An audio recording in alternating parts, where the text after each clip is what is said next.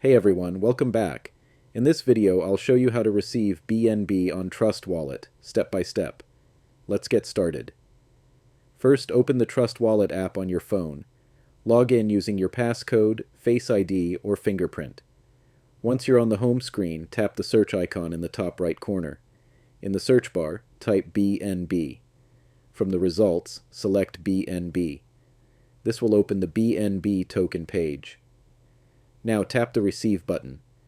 You'll see your BNB wallet address and a QR code. To receive BNB, copy this wallet address or share the QR code with the sender. Make sure the sender is sending BNB on the correct network.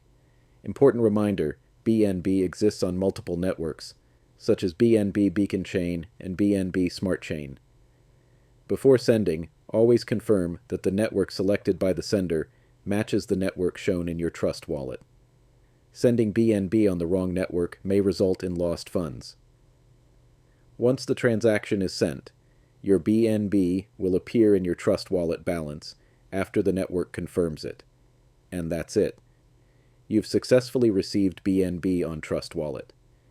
If this video helped you, don't forget to like, subscribe, and turn on notifications for more quick and easy crypto tutorials.